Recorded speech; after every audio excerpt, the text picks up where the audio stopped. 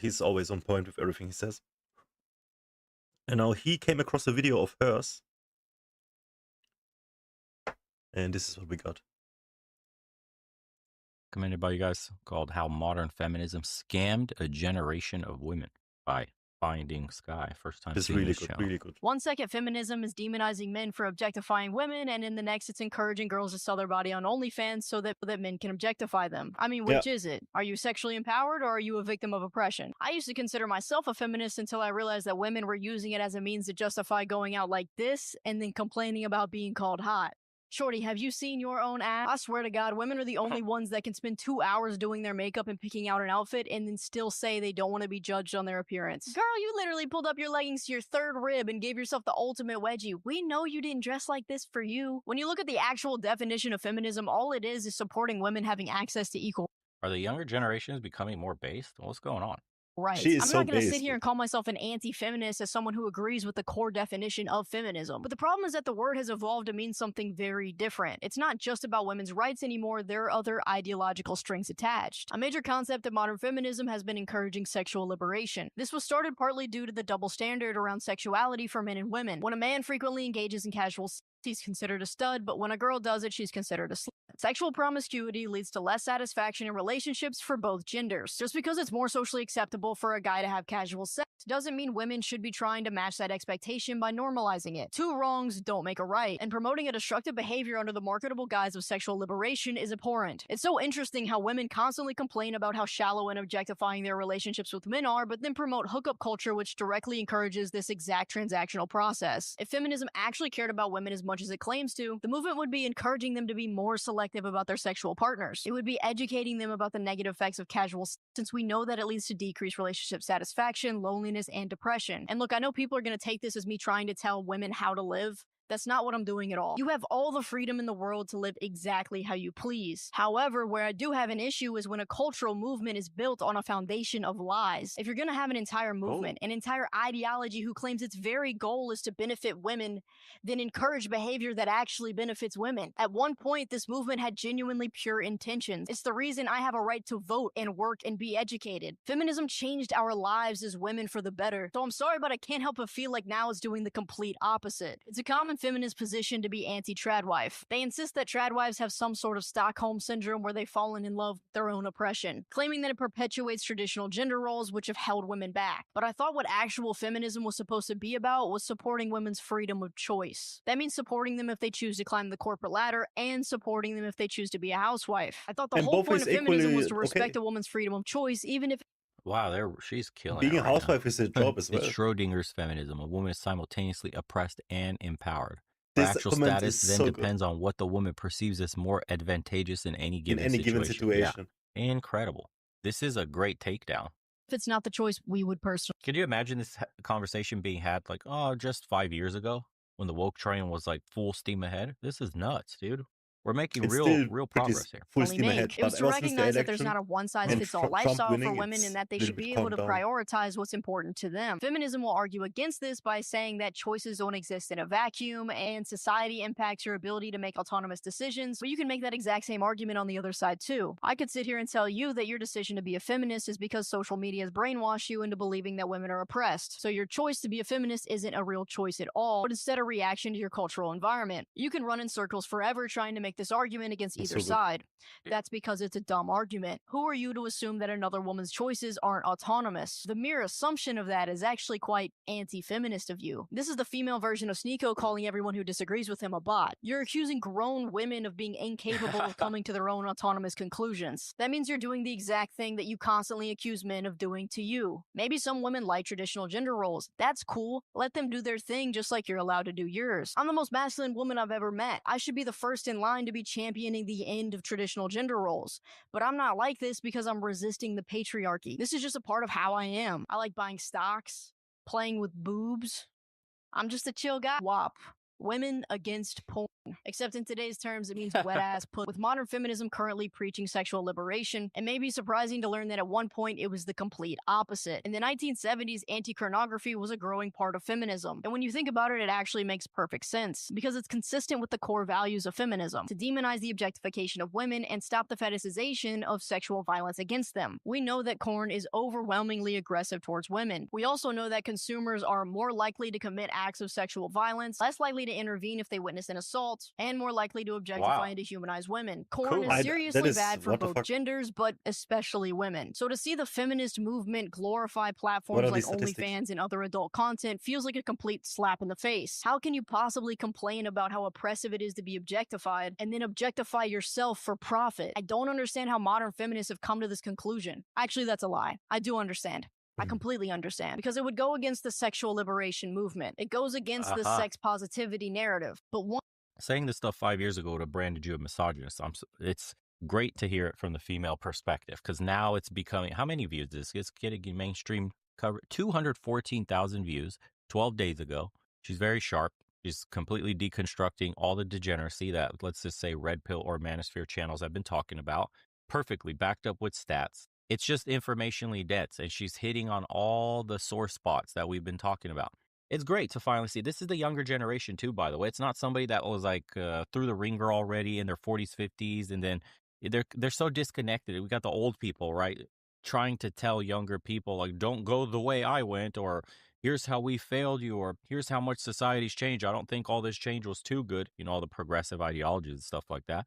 We have overshot in a bunch of aspects in life, including family planning, marriage, relationships, all that stuff, dating culture. And those stats do bear out that these younger generations are actually more conservative than their predecessors. It's crazy to see. Around, right? Bravo.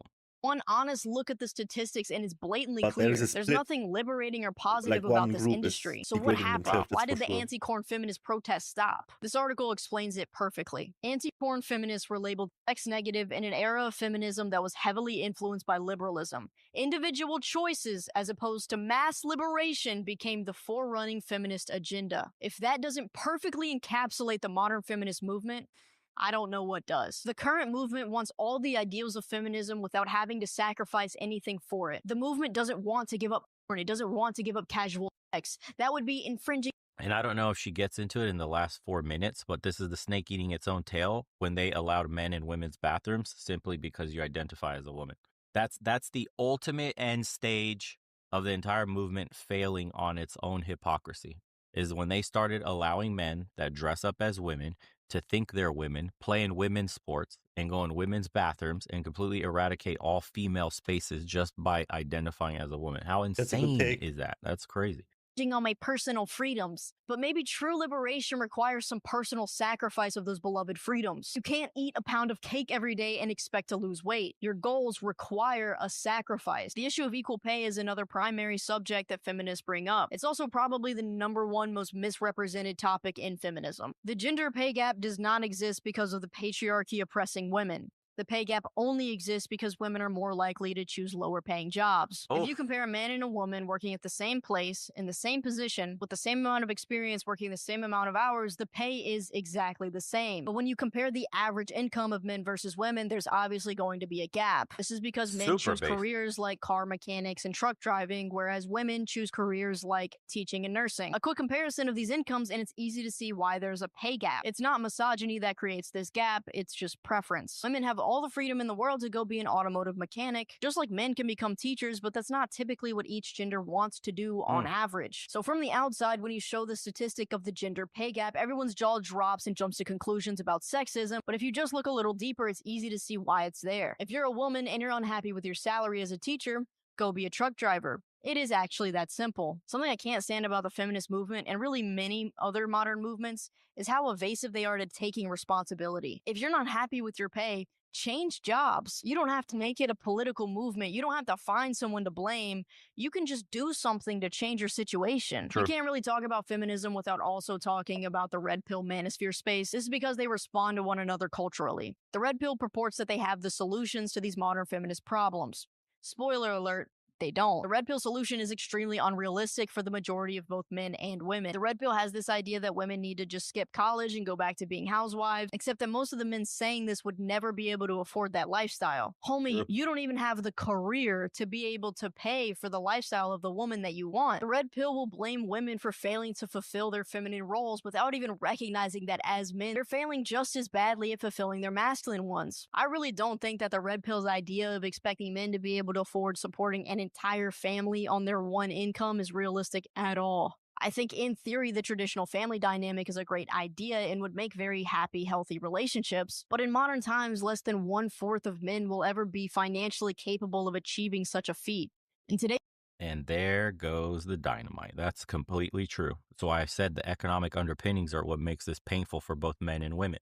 The ideal solution, or actually going back to traditional ideals, requires you to have an income multiples higher than the average earning wage in the United States to keep your woman at home and to have multiple kids. That's the brutal reality. All of this, the masculine nature of women, aka they need to go out and get a job and work and provide for themselves. The effeminate nature of men today, not having jobs, not being able to provide for themselves, being stuck in a loop of like depression and consuming basically slop to keep themselves busy with their idle hands, is exactly exacerbated by the economic underpinnings I talked about. This is what I'm telling you. Red pill solution isn't applicable to every single man. True. But is it the ideal outcome that you'd like to have? Yes. That is why they say work hard, get your money up, get fit, self-improvement on all fronts, mental, physical, spiritual. That's what I've always preached to guys. Why? Because you're trying to reach this ideal in a less than ideal world. Is everybody going to be able to have a stay-at-home wife? Obviously not. Are you going to have to navigate some modern dating traps with having a woman that works all the time? Of course. Are there realities like, most people meet somebody they cheat with at work? That's true. You're going to have a relationship that will be more stressful when both of you have to work. You're going to lose a lot of money on Absolutely. childcare. That causes more stress. There's modern relationships in marriage has its own traps that you try to avoid by becoming the ideal so you could go back to a more traditional time. Or what a lot of people are doing is pulling back from the corporate cuck lifestyle and going out into smaller towns and living a more, what could you call it? I guess it would be called luxury farming. You can call it homesteading. You call it whatever it is, where you're raising your own garden, you have your own land, you're pulling back and doing something like having your own business. I don't know, man, selling something, maybe a YouTube channel, maybe you happen to be a good creator, which again is not ideal for most people, or you're, making something from your animal products like soaps or moisturizers, or you're making candles, or you're good with wood. So you have your own custom, to order woodworking business where you're making God knows what for people, right? Like you're artisanal in some way. You are your own business. The other dudes are doing 3D printing, stuff like that, and they're making products. Whatever it is, you have to be basically your own man today and pull back away from the cities to get an affordable, more affordable lifestyle, and then figure out how to sustain yourself in that manner. The other shortcut to all that is either you already worked or you got lucky with like a digital business in the world of the internet today, and you do the like digital nomad, passport bro, travel around the world kind of stuff and maximizing cost of living in that sense. But again, that's not the ideal for most people. But I am noticing the pulling back from the city lifestyle. today's economy, the trad lifestyle is reserved for only the most prosperous men.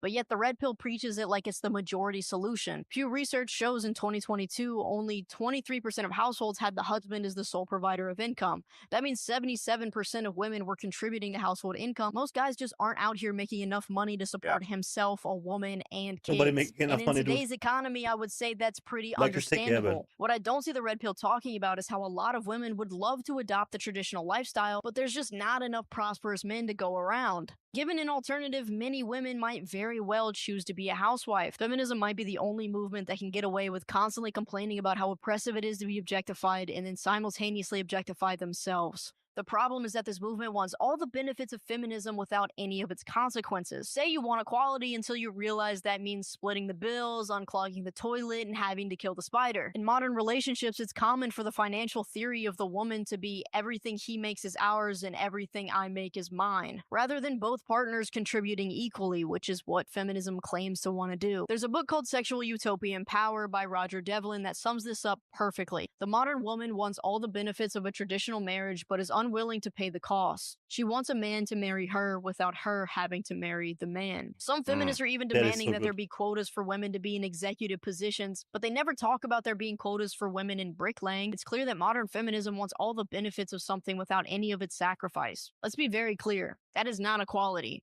That's privilege. Oh, wow. Canceled. Gen Z doing its job, huh? At least some of them are awake. There is hope for the future.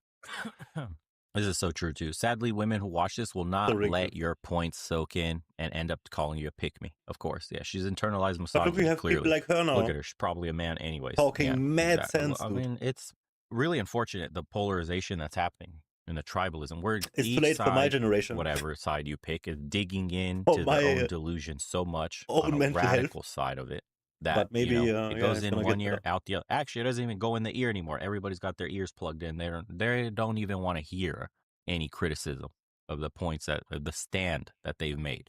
It's insane, dude. It's getting worse. Girl, you didn't dress like this for you. Exactly. Yeah. I say this all the time. Just because promiscuity is more socially acceptable for men in general doesn't mean they don't pay the emotional consequences. This guy says, as a guy, I look at guys who slept with hundreds of women as a sick individual. Just saying.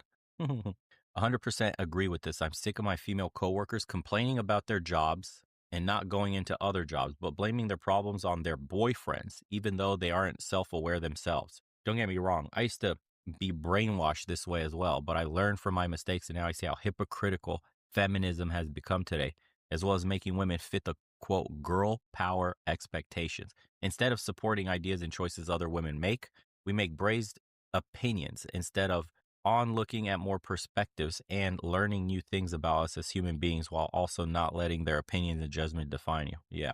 I told you guys, you notice this hypocrisy under like a fat chick doing TikTok videos and then a fit, beautiful woman doing TikTok videos, and the fat chick has all this fake support and adoration and love. And then if you're a beautiful woman and you're doing something and you have an opinion on something, I used to remember the trad What's the wives issue when they with came on dating? the scene, and it was one chick was doing simple housework and just recording it and being blessed to stay at home. Just kept it super simple, Let's wasn't finish the really video. pushing I much, get onto this and made a in video just a sec. showing her big ass baby, and she looked all healthy, glowing. The baby's the same, and the attacks under her comment section, the internalized misogyny, the putting us back 100 years, the feminism gave you more rights than this, that you're selling yourself short, the wait until he cheats on you, blah, Absolutely. blah, blah. The negativity is crazy, but you have a fat chick I downing have one big Doritos problem that I and see, Pepsi and which Diet is Cokes getting and more doing and dances more with her fat spread of jiggling the everywhere, idea. and she It's can't being even spread breathe more after 3 and accepted seconds. that You is could a hear it on the problem. mic and I'm shit. gonna get into it in That just is a girl second. boss empowerment, thick queen, all this other crazy shit. The hypocrisy is full on display for everybody to see. This is why I think so many of the younger women are pulling back in general from the entire movement. This one says, I like reading these girl ones. It's an interesting insight. As a girl, I hate it whenever modern feminism is brought up, because there's at least one person in the group who wants to say how oppressed women are, which makes people just jump on that train, and it leads to discussions about So unequal easy to pay, jump on this train. objectification, just generally trash talking men for being men. Yeah. If I say anything adverse to it, I'll be the black sheep of the group. That's why I mostly like to be friends with guys or girls who aren't interested in such topics. Jeez. This is it. This was such a good video, dude, by Finding Sky. And his take on it was excellent as well. Really, really good.